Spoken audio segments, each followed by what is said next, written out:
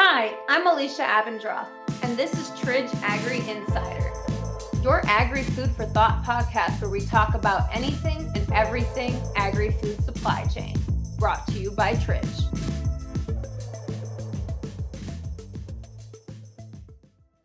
In this episode of Agri-insider, we sit down with a passionate British former chef who found his calling as a produce wholesaler at FerryFast, a leading UK fresh produce grower, wholesaler, and distributor. Nick delves into the challenges farmers are facing due to tight margins and rising input costs. This talk will leave you with a fresh perspective on why it's important to support local agriculture near you. Hi, Nick. Thank you for joining us today on Agri-insider. It's such a pleasure to have you on the show with us. No problem at all. Thank you for having me. Absolutely. Well, it's been a long time coming because, we've worked together in so many different contexts, and we're just excited to now finally also have you as a guest on our podcast. It's kind of, I think, the pinnacle next step in our professional relationship, right? Absolutely. Yeah, you're probably not wrong. All the way back from when I first got a phone call from somebody trying to trade some limes out of Rotterdam to however many companies, and now sat here doing this. So exactly. Yeah, it's certainly been a journey. It has. No, and it's really important to me, and it's a reason why I also asked you to come onto the show to highlight what the produce world looks like, and to really uncover a bit the daily life of someone trading. I mean, as a lot of people know in our audience, I used to be a fruit trader.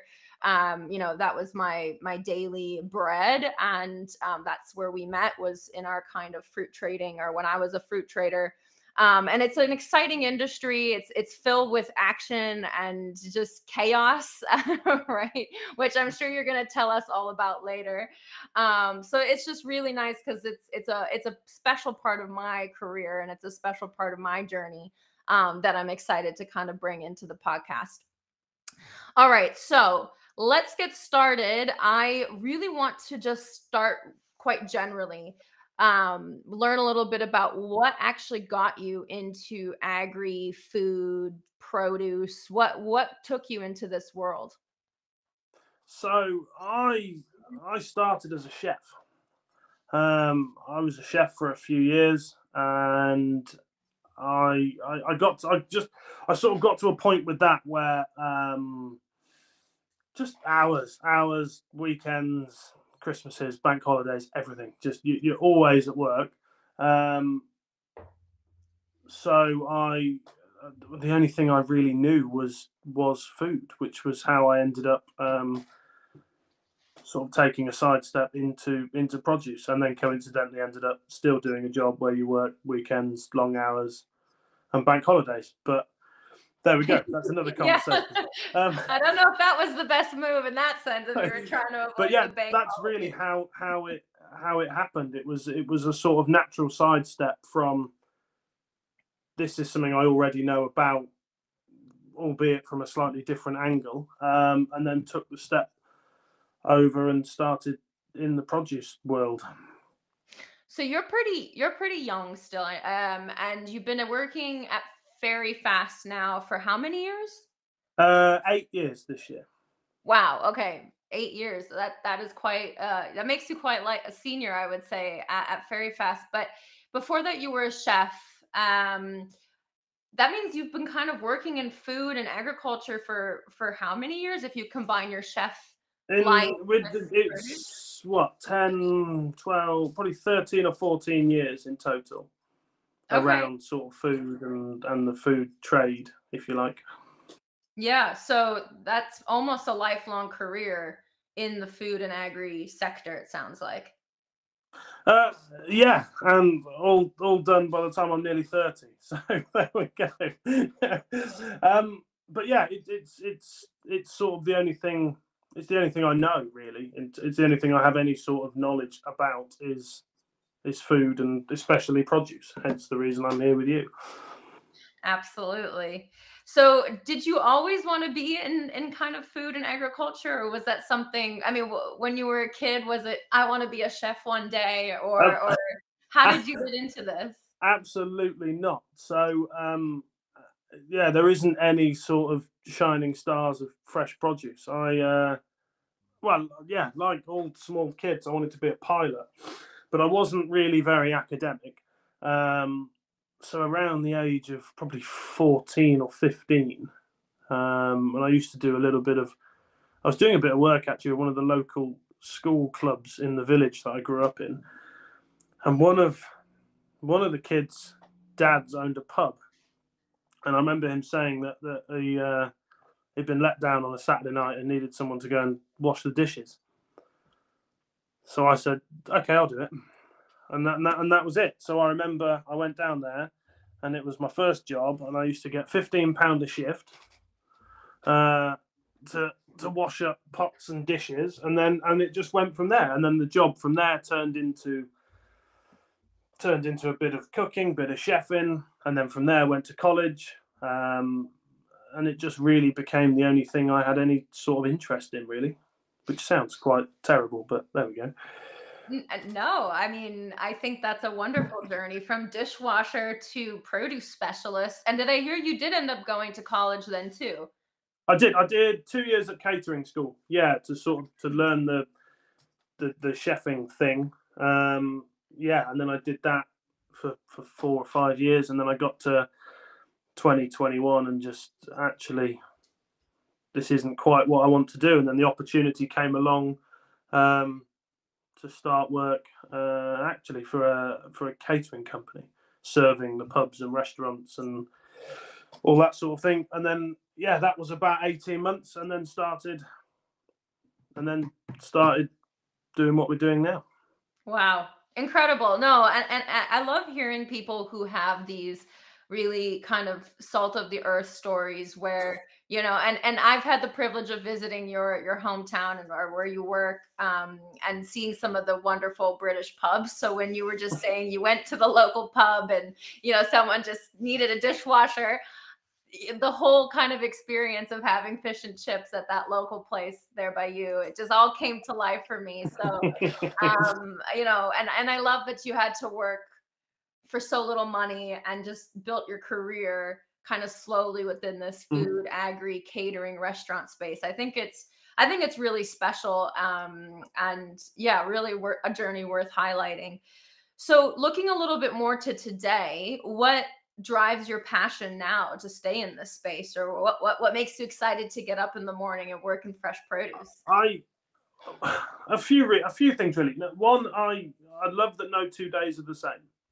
There's and you know what it's like from your days trading. There's no 2 days in our job that are the same. And the other thing really, I think it's just being a very very small cog in the enormous global machine that is the produce trade. And I think now more than ever, which I'm sure we'll come on to shortly, now more than ever, there is a serious need for everybody to start working a little bit more together in order to keep the machine turning the way it does.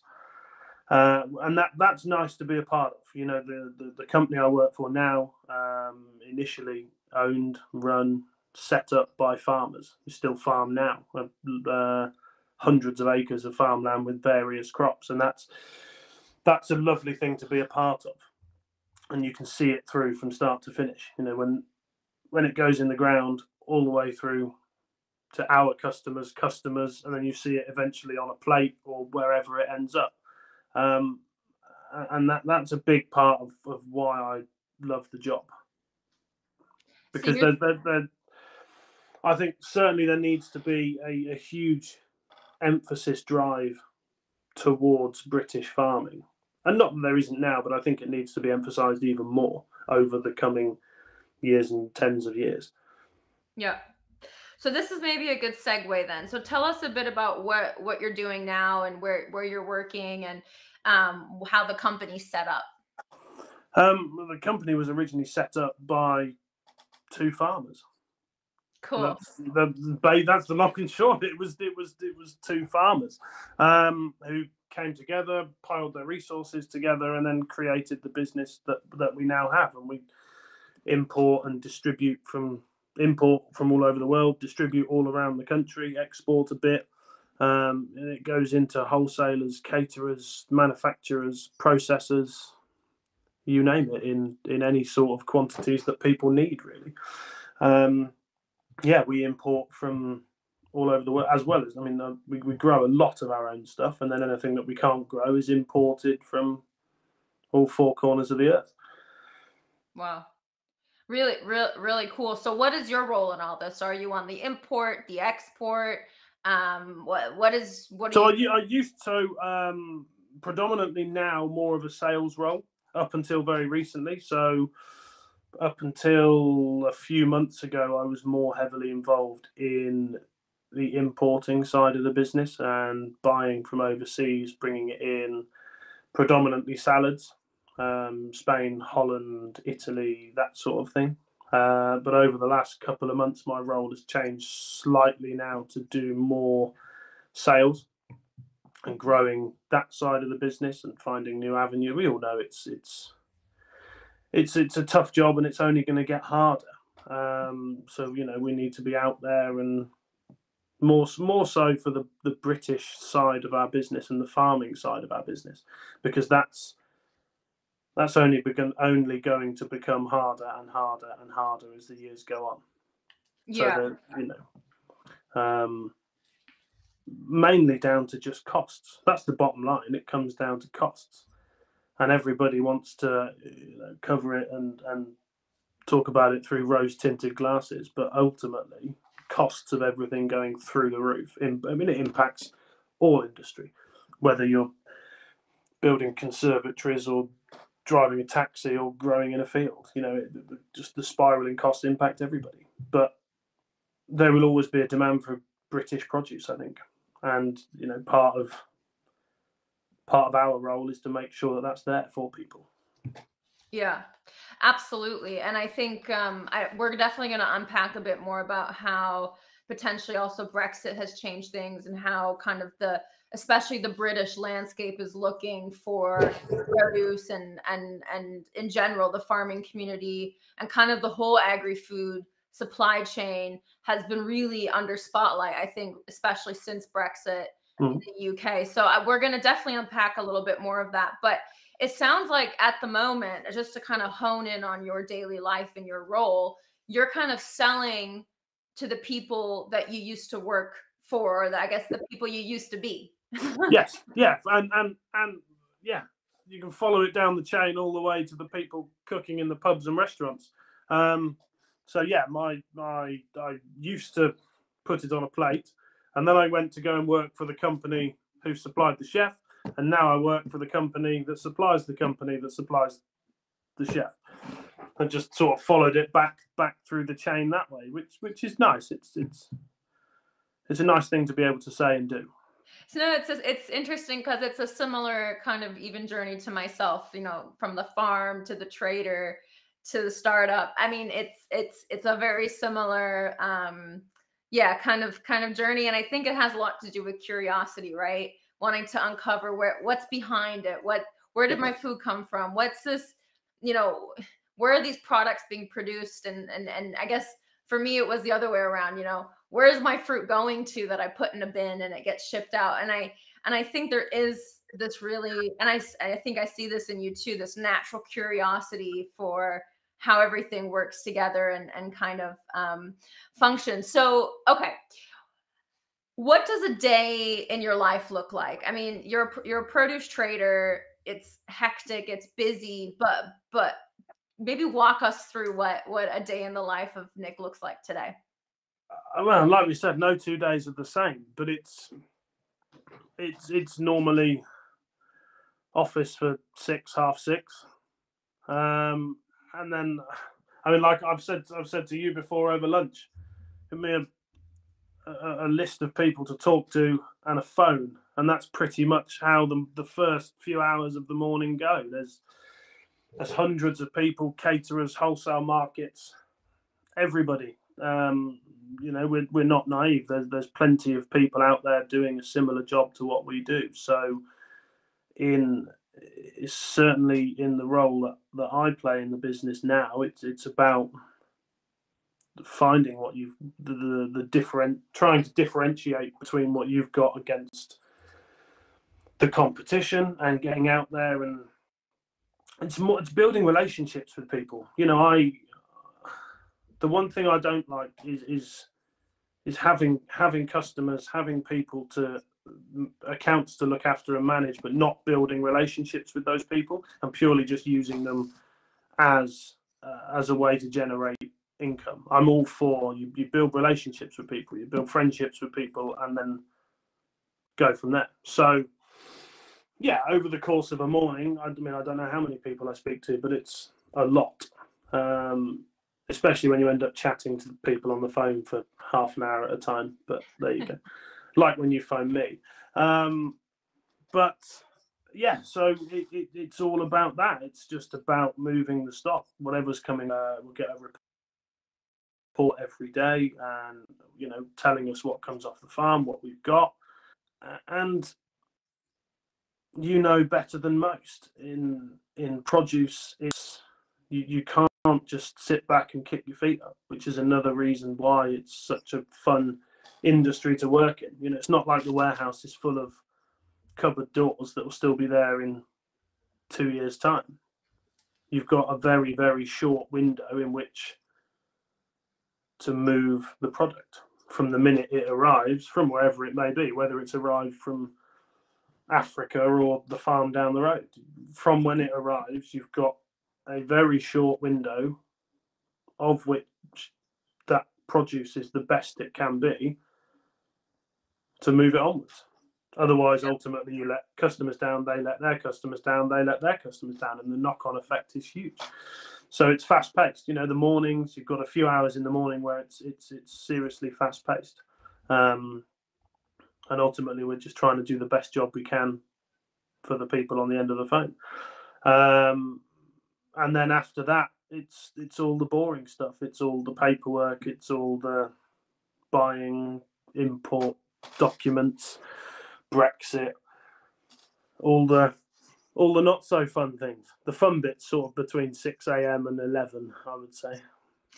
So I think, I kind of know how a fruit trading office looks like and how it works, but for a lot of our listeners, they, never step foot into a cool house with, boxes and pallets of avocados and broccoli. And, and you mentioned something really interesting. You said, you have this really short window where you're able to actually move the goods, sell the goods. Yes. And that's a huge challenge, right? I mean, I think, you look at other industries, I don't know, even the computer and technology industry, right? There isn't a shelf life affiliated with it. Yeah, it's a very, very big challenge. And it's even more of a big challenge because what a vast number of the population, I would say probably all over the world, don't realize is that just because you go into a supermarket and your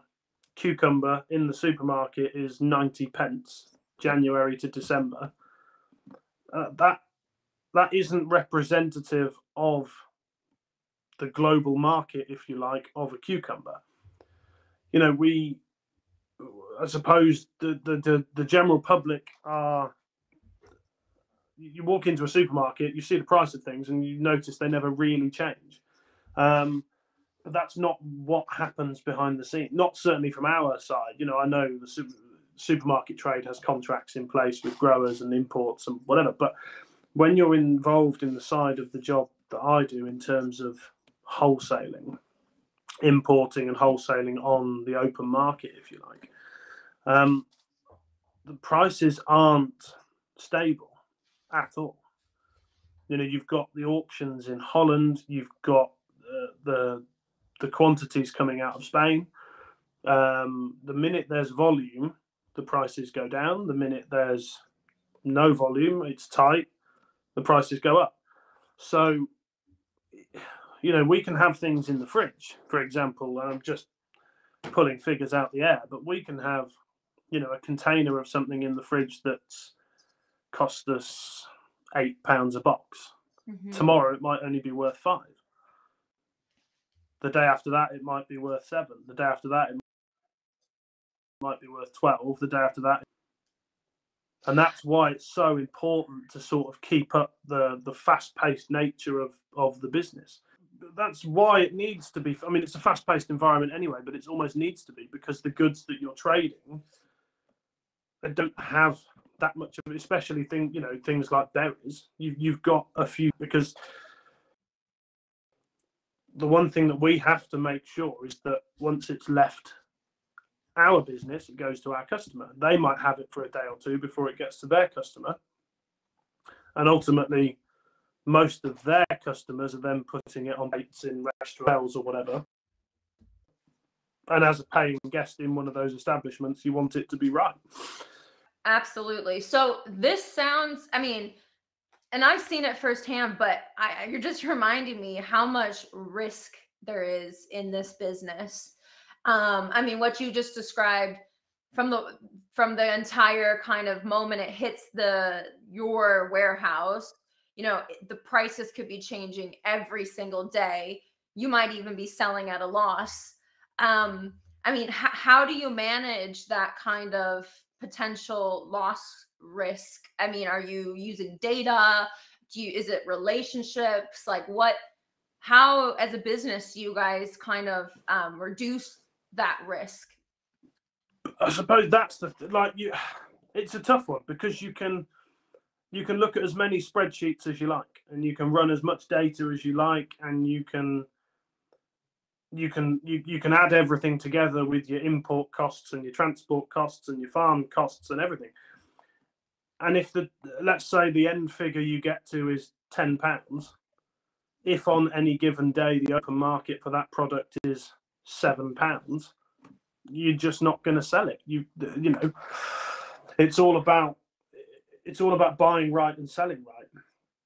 And when it goes wrong, it can go wrong in spectacular fashion. But again, for me, it's a huge part of the job that, and I'm sure I've ranted about it to you before when we've been in the pub, and I've ranted about it to everybody, because it is something that really annoys me, is that the supermarkets have created a bubble for fresh produce. It doesn't actually exist. And I don't really know what the answer is for it. When you can go into Lidl and Aldi and buy a kilo of carrots for 19p. In our world, carrots are traded in 10-kilo bags. So at 19p for a kilo, you're talking about £1.90 a bag delivered to the store. Now, I can assure you now, nobody's making any, not even at Aldi. Not even at, it probably costs them more than 19p to pay somebody to put them on a shelf. So what is the point? Why are we using produce as a loss leader? Because we shouldn't be. Because the amount of effort that's gone into putting, use those carrots I just spoke about. Let's use those as an example. The amount of effort that has been put into putting those carrots in that bag is far greater than the effort used for, let's say, other items in that store. They're not made in a frozen in a field. Plenty of other materials in order to do so. And I think that it's one of the big, in my opinion, it's one of the biggest issues facing our industry, is that the public aren't really aware of. So you said it's a really big issue that the general public doesn't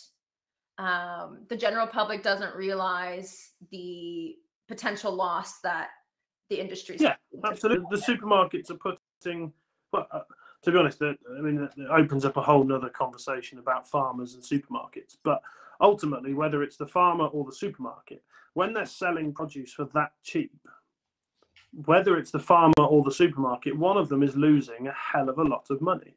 Now, there are plenty of discussions you can have as to whether it's the farmer or the supermarket, but that's another conversation for another day. And I just don't, when I don't get it. I don't understand why it happens.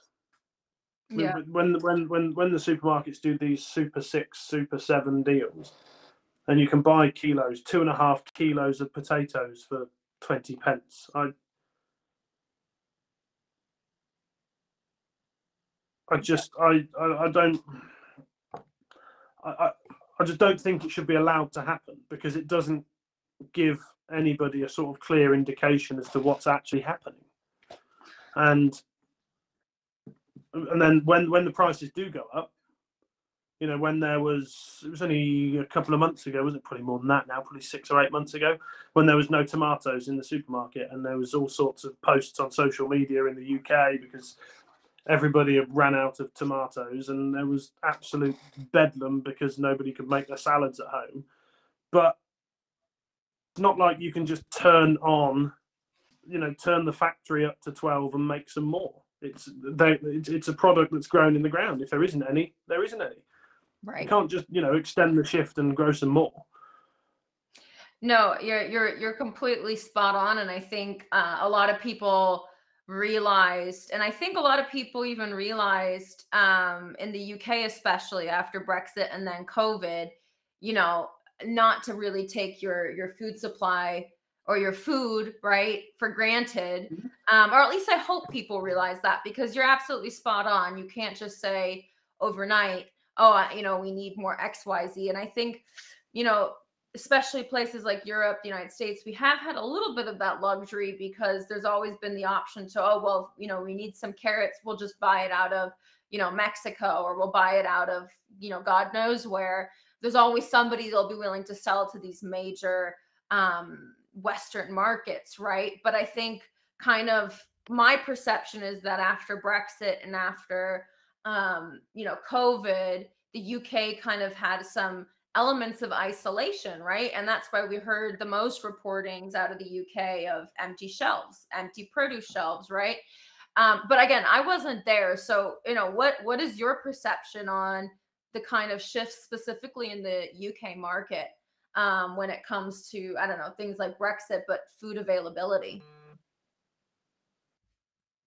Food availability, again, I'm going to go on about predominantly produce, but food availability in general, but produce is obviously what we both know. The produce availability has been so good for so long. You go into any supermarket in any town or city in the country and buy pineapples. You can buy strawberries all year round. You can buy berries all year round. Now for me, and again, it's probably because I'm viewing it as somebody who works in the industry, but for me, that's a luxury. If I can go and buy a pineapple in December from the supermarket, that's a luxury. That shouldn't necessarily be a given. So when COVID hit and the flights were great, stopped sailing, and it was almost, and this is probably going to sound horrendous, and it impacted lots of people's businesses, but it was also quite refreshing, because I remember the shops were filled with things that were grown in Britain. There was kale, there was cavolo nero, there was stem broccoli, there was all sorts of British products on shelves. And when everybody started getting sort of home deliveries from various greengrocers and veg wholesalers, and in the boxes was British produce, because really that's all you could get at the time, because we're used to having flights out of Thailand every day with baby corn, rambutan, mangosteen, lemongrass, every day, flights from Thailand. There we go. But COVID came and the flight stopped. So nobody could get their dragon fruit. Nobody could get their mangoes from South America. You might be lucky if you got space on an airliner once a week, but then everybody was fighting over the space and it drove all the prices up. So there was a very short, it's sort of that side of the business sorted itself out after sort of 6 months, but it was quite refreshing. So I suppose it sort of reminded people that British produce is still there. And for me, that's the way it should be. It should be British first, imported second. I was wondering though, so you've talked a lot about how COVID, we saw supply chains break down. Then we saw the importance of UK produce and kind of localized markets increase. Now, it seems like, I mean, at least personally or anecdotally, it feels like people have kind of forgotten that COVID even happened. How do you see the future of British agriculture, British produce, kind of in this post-pandemic setting? I mean, Brexit has only impacted the supply from Europe. So the supply from outside of Europe, everything that was being imported from Asia, Africa, America, South America, none of that has really changed. And the only thing it's really impacted in Europe is paperwork. It's paperwork, and it's harder to get things into the UK. Now, I suppose that I think the future of fresh produce, rightly or wrongly, I think it probably looks exactly the same as it does now. Again, I touched on it a minute ago. I think as not just as a nation, it's the same everywhere you go. We've got so, like I said a minute ago, so used to being able to buy avocados, pineapples, melons, strawberries 12 months a year. As much as I know as British growers we would, and I'm sure I'd speak on behalf of every other British grower there is, as we'd love to see it go back at least to some sort of seasonality, and the major retailers supplying seasonal when they can. It's probably not the right thing to say, but I can't see it happening because of the costs that now surround growing in Britain versus growing in Africa. It's cheaper to put it on an aeroplane, fly it into Heathrow, and that's a really, really, really sorry state of affairs. And we've sort of opened another can of worms. But when, Spanish and Moroccan berries, it's cheaper to import them and sell them than it is to buy British. And that's not the fault of the grower. That's not the fault of the farmer at all, because the farmer has had all of his costs, be it seed, be it fertilizer, be it labor, be it diesel for the tractor, be it electricity, gas. Everything has gone up so significantly that they can't grow the stuff for the cost they used to. Because if they did sell it for what they used to, they wouldn't have a business this time next year. And I don't think we're doing enough, really. But again, that's a conversation for another day. But I think we could do more. And I'd imagine it's the same where you are, and it's the same all over. Really, we don't look after our growers enough. That's the bottom line. So, okay, and I'm going to plead a little bit ignorant here, but I live in the European Union, and maybe again, this is maybe just a media-induced opinion, but from where I stand, I think we thought, since Brexit, I don't know, everything is British first, British first. It was kind of a protectionistic move. But what I'm hearing you say is that, in fact, it hasn't really protected British growers. I mean, it doesn't sound like Brexit helped the British farming community that much. No, not in the slightest. But again, it's because of all of the elevated costs that have happened over the last 18 months to 2 years. In my opinion, we're so far behind. I mean, I was out in Germany a couple of weeks ago, and Belgium and a bit of France, and you look at the produce selection in your supermarkets, and it's vastly superior to what we have here. Mm-hmm. Down to the fact, the whole heads of lettuce, they're loose. They're on the shelf. They're loose. And I saw in one supermarket there was a woman going over them with a spray bottle. but the right money. I think they were about 3.5 euros ahead in the supermarket, and people were buying. Whereas in the it can charge 59 pence for it. Yeah. So Yeah. I suppose, in Europe, in part of the world, it's potentially not as much of an issue. All the supermarket when I was in Germany, and I don't know whether that's just me getting lucky or not, but everything was in biodegradable cardboard punnets. Whereas in the UK, it's throw everything in plastic because it's cheaper. It's all just a race to the bottom all the time. And it is quite draining, to be honest with you. That that's what we have to work with, and that's the parameters we have to work around in order to sell any produce. Right. So FerryFast are growers as well. Yeah. So you're able to speak really firsthand from not just a wholesale distributor's perspective, but also, from someone managing the entire farm operation as well. You've mentioned it, but what are then the number 1, 2, and 3 issues, if you had to kind of boil it down, that you think are most pressing, especially at a farm level? Because wholesalers, they need farmers to exist, right? Let's not make any mistakes there, right? It's still food you're trading.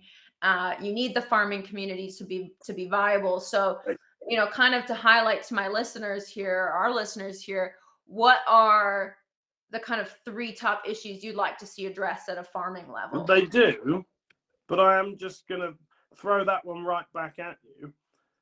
As much as farmers need wholesalers to exist, wholesalers need farmers.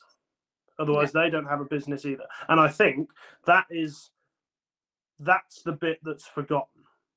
Now, the growers, the suppliers, the importers, they know 100% that without the wholesalers, caterers, etc., there's no business. That's a given. Otherwise, we wouldn't have anything going out of the doors on any given day.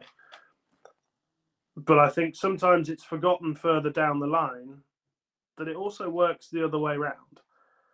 And when there is too much of a crop and it goes into a wholesale market and it's on an open, semi-open price, it's sell it and give me some money for it. And some of these wholesalers try and give you a quid, try and give you 150 a box, and you think, well, what are we running? That it's not helping anything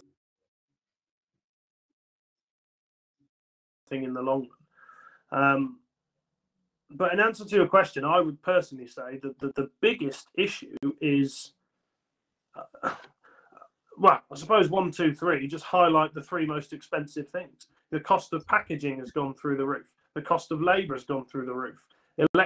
Just the sheer costs of everything. Yeah. I was reading a really interesting article the other day, actually. I don't know how true it was, but it said, and it was English tomatoes. I can't remember where it was now, but the English tomato grower, if he'd have put the cost of his tomatoes up in line with the cost, percentage-wise, that everything else had risen up to his tomato season, he'd have had to have been charging something like £32 a box. And what was he, you think, charging in reality? Just to kind of... Well, I mean, English tomato, it's been no more than 10 quid all season. Wow. So that's almost a £20 discrepancy. Yeah. But this is the bit, but again, this is the bit that's forgotten. It's the hidden costs. It's the box, it's the cardboard box. The cost of cardboard's gone up. The cost of polystyrene has gone up. All of the bits that you take for granted, because it's the bit, if something's in a plastic punnet, the plastic punnet goes in the bin, but the cost of the plastic punnet's gone up. And I know, it just sounds like all we've done is talk about the cost of things, but that is. So I really like that you just said that, because because I agree with you. It sounds like all we worry about is money, money, money, but it's a really important point, and it's one that keeps coming up with several different guests, you know. It's actually a point that I think, if I could say that there's one reoccurring theme, it's this financial viability of the farming industry. Yes, And one massively. thing that I really, I appreciate you saying it again, because or really highlighting it, because what we're seeing now is more and more regulation, more and more policy, more and more pressures, right? But it's all being built on Huge. this really fundamentally flawed accounting system, or really fundamentally flawed balance sheets at a farm level. And I think what Yes, we kind of but forget is that if we don't have economic viability, we can't really do all the other things, like create a sustainable system or better food, or all these other things we want to do, because the system might collapse economically. absolutely. But the other thing to note is, for people that don't know, the margins that we work with in fresh produce are so small. They are, we're talking like, we're talking about the difference of 1 or 2% can make a huge difference over the course of a month or a quarter or however long. We're not working in an industry where, like these businesses you see on the TV, and they make 100% profit, 90%, 100, they're buying plastic toys out of China for £1.99 and retailing them for 30 quid. We're not in that sort of industry. We're in an industry where you buy something for £8. If you sell it for £9, you've had a good day. And that's the thing. And that's when somebody turns around to you and says, right, I mean, we're sat here now, right, and we're saying the cost of everything's gone up. If we say the cost of cardboard, let's say, for example, may have gone up 30 pence a box. But in our world, that 30 pence is enormous, because it's that 30 pence is potentially 50% of your profit on that box. Mm-hmm. And I think, again, that the margins on this stuff are so small. We're talking about like finite numbers that you have to try and juggle it around. Right. No, and I really appreciate you highlighting that, because it's not the same thing when and I think this is a really common misconception. You hear a farmer complain like, "Oh, I'm not, we're not making enough." It doesn't mean at all what, like, someone who works at Amazon, or or the owner of Amazon would say when he said we're not making enough. I mean, we're talking about maybe reduction of just profitability in a lot of sectors. In agriculture, we're literally talking about negative balance sheets is the alternative, right? So from break even to negative, right? And I think that's a really important point to highlight, because like you said, we keep hearing, the average person is hearing about all these people who are on these massive profiteering missions, but it's really not like that in farming. You're definitely not going to, at least today, you're not going to become a trillionaire running a farm.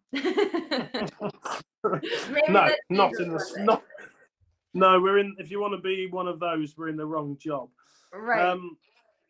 But it's true, and I'm sure that everybody you've had on this podcast, and will continue to, I'm sure at some point they've touched on it, because it is one of the biggest, if not the biggest, issues facing what we do. Because there's so many layers of cost that have all gone up exponentially in the last 6, 12, 18 months. Yeah. Down to how much you have to pay a person to drive the lorry, down to the diesel in the lorry, the cost of the pallet that the boxes go on, the cost of pallets has gone up. And we could go on about it for hours.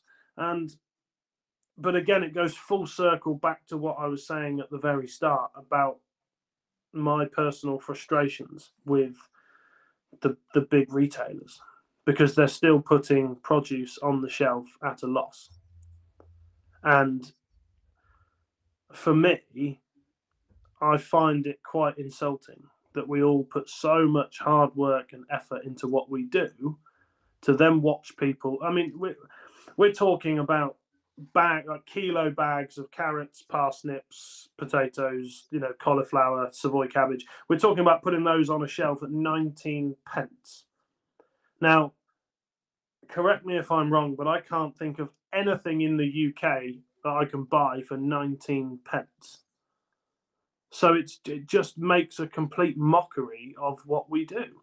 We put so much effort into what we do to then basically watch somebody give it away for free. Now, not me personally, because I don't deal with those big retailers, but it's still produce. I know people that do. I've got friends that do,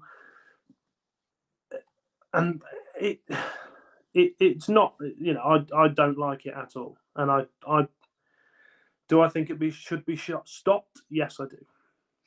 Yeah, you would really like the work from a previous guest, Lisa Jack. She's been actually really on the forefronts of kind of some of these retail profiteering investigations that have been happening in the UK. And she's a professor. She's been writing on kind of accounting issues in agricultural businesses and supply chain discrepancies. So it's absolutely, I think you're just hitting it home from the perspective of someone who works in the industry every single day. I mean, you breathe, live produce.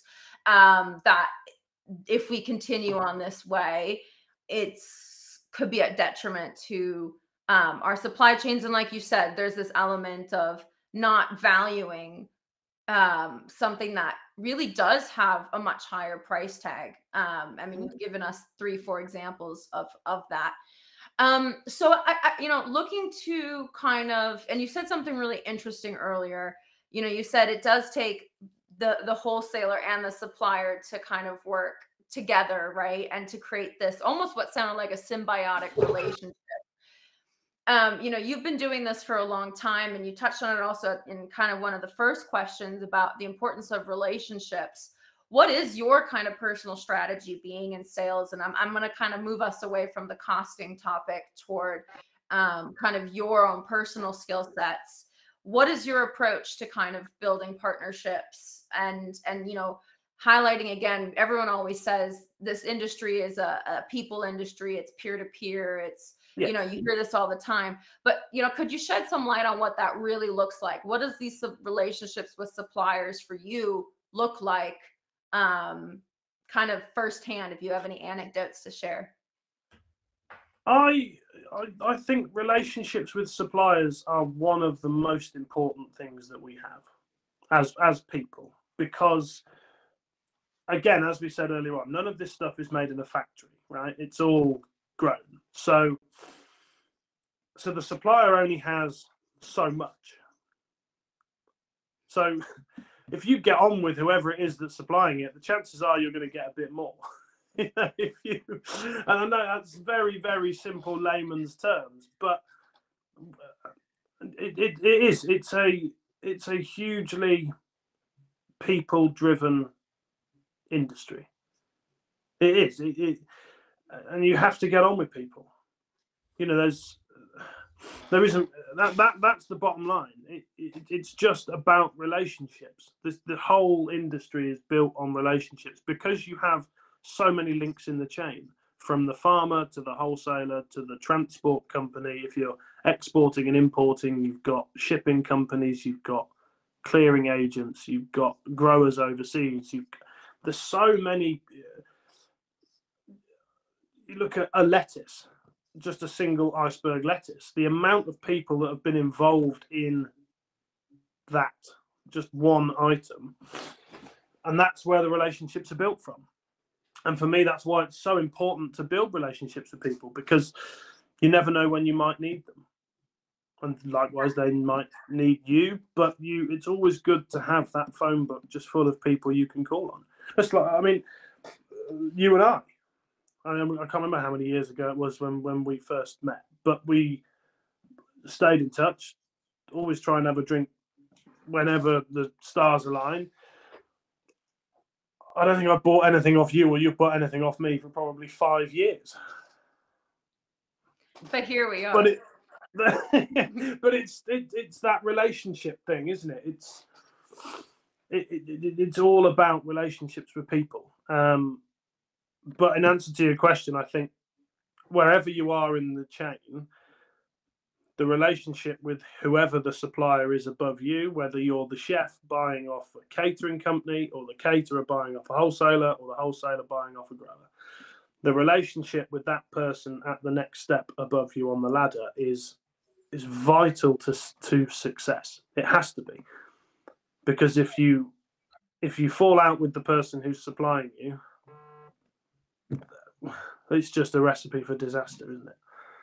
And I think you just really highlighted a visual that comes to mind for me when I think about trading. Is it's almost like these building blocks that stack on top of each other, right? And you need the one that came before to create, in order for the next one to be stacked on top. And I think, it's like an ecosystem. It's a little bit too linear. Maybe we need to look at how that could become a bit more collaborative. And I think you touched on this earlier, is looking to the future, you'd like to see a bit more working together. And I guess one thing that we see a lot is supply chain abuse. Like I said, sometimes these linear kind of stacking on top of each other also creates this chain of just barking down. Like there's a claim at the retailer then passes it down to the wholesaler, or the intermediary who has another intermediary, and then finally makes it to the supplier, who then yells at the picker because maybe wrong. That's always the visual I got when I was working really in the supply chain. Was it's like the thing I do in my little cog is going to affect all these other people. Yeah. Like down the river, right? Or up the river, upstream, downstream. So it's but really, the little bit, sorry to interrupt you there, but the bit that I think a lot of people don't realize is that when you have the rejection claim, whatever it might be, at the top, and then everybody starts passing it down, who's at the bottom? The person at the bottom is the farmer. It can't go any further than the soil. So once it's been passed down and passed down and passed down and passed down, inevitably some of that cost makes its way to the person at the bottom, in this case, which is the farmer. Now, if we keep doing that, eventually the farmer's just going to sell his land for houses or give up. And then what do we do? Then you have to import more. So it goes back full circle. I've always, when you have an issue in the supply chain, it's better for everybody to try and work it out somehow between themselves. I know, you touched on the supermarket thing again, and we can go around the houses, but that's another thing that looking at is the waste. Is the supermarket rejections, the level of food waste, and what we're doing, because it hell of a lot of it. There's again, if Mr. Joe Public doing his shopping on a Saturday afternoon really understood the level of waste in not just in our industry but in general, it's eye-watering, really, and it is criminal when you think there are, due to current circumstances, there are a lot of hungry people in the world. There are people going without meals. There are people using food banks, and we have farmers driving tractor and plough over fields of produce, and produce going in the bin because it's a little bit too long, a little bit too short, a little bit too thin, or a little bit too fat. So what's the easiest thing to do? Throw it in the landfill. For me, that just fundamentally should not be allowed to happen. Yeah. And I think this is you're raising a good point about policy level shifts being needed, right? And it's a cry to policymakers as well. And I think it goes back full circle to your point about, what does the UK want? Is it going to be supporting local, or is it going to be import? Because what you made that really, really great point. It can't go any further than the soil. That really, really resonates with me and gives me goosebumps, because we're actually talking about domestic food security at some point, right? If we keep pushing businesses to close, farming businesses to close, eventually we will be completely dependent on other countries or foreign countries to feed ourselves, right? And those are questions we need to, I think, ask ourselves as a society, or as a group of people. Do we want that, or is it even sustainable, right? I mean, we talk about sustainability is importing Yeah, it's not, is it? It's not. Importing relies on either aeroplanes, cargo ships, lorries.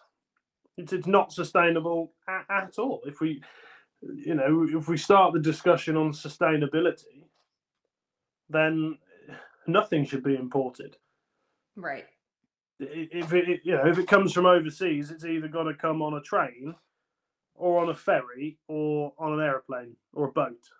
None of those things are greatly sustainable. Last time I checked. Right.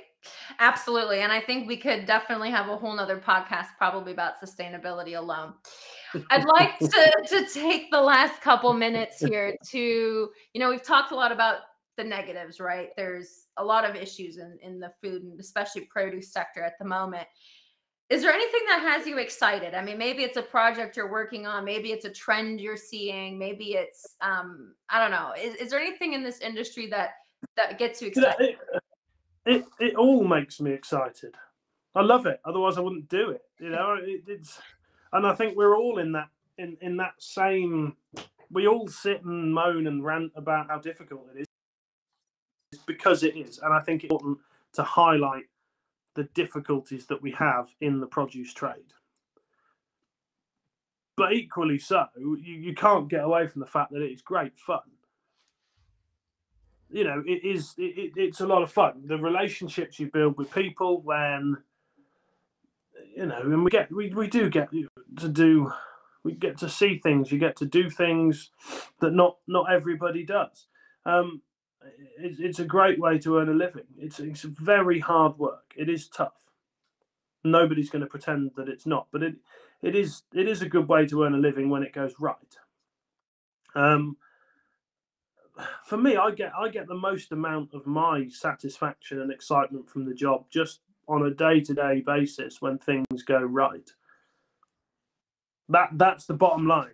When you see things coming off the farm, things we've imported, going on a lorry, going out to customers, everything's on time. You've got no issues with anything.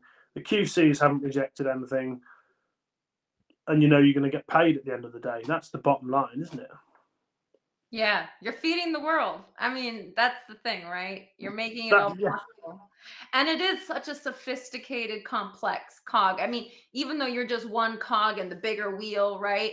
Still, that one cog that you're managing, and I think this is also really worth highlighting, has so many moving parts between the trucks going in and out, the packaging, the restacking, there's so many moving parts. And when all that works like an orchestra coming together, singing, I think it gives you, I know what you're talking about. It's like deep satisfaction, right? You're making something that almost seems impossible. I mean, like the laws of, what is it called? Entropy, right? Everything wants to be in a state of chaos. And somehow you've managed to take it out of the state of chaos and create something that's functioning and working, and you're getting paid to do it. And I totally know what you mean. It's absolutely, it's thrilling. Well, I mean, you've seen our site, haven't you? It's busy. There's lots going on. Like you're saying, when it all comes together, it's deeply satisfying because there are so many things that can go wrong. When you have those days where nothing goes wrong and everything goes as it should, it's very satisfying. Absolutely. So looking to the future, how do you see the future of agri-food trade evolving? To be honest, I don't know. There needs to be a shift in the consumer mindset before anything evolves from field level onwards. In my opinion, that's I think we can all sit and have discussions about seasonality and eating seasonal and shopping seasonal, and British farming and da da da da. But until the people on the shop floor start putting British in their baskets or requesting British when they're shopping online or however it may be, I would love to see the supermarkets, the retailers. I'd love to see the shelves, when they can be, British produce, to really get behind it and back it. I'd love to see that. But until some attitudes change, I don't think that is going to happen. So sadly, in answer to your question about what does it going to look like in the future, I don't think it's really going to look any different to how it looks now, because people want everything 12 months a year. Right. And we don't grow bananas in the UK. Right. And 80% of people, if they go into a supermarket, are they going to buy, I say 80%, possibly not that many, but are they going to buy a punnet of British plums or a bag of British apples, or are they going to buy the same bunch of bananas that they buy every week for the last 20 years? Right. As humans, we're creatures of habit. That's the thing. And I suppose when you have access to bananas from Ecuador 12 months a year, or you have access to British plums in punnets from the supermarket for 2 or 3 months of the year, you just continue to buy what you buy all the time. But again, we could talk for hours and hours. It would be fantastic to see the retailers get behind it, put promotions in place, British, but it ultimately, it comes down to the cost of this stuff. And there's a huge war, and I don't know if it's the same in Germany, but there is a huge war at the minute for the supermarkets to be as cheap as possible.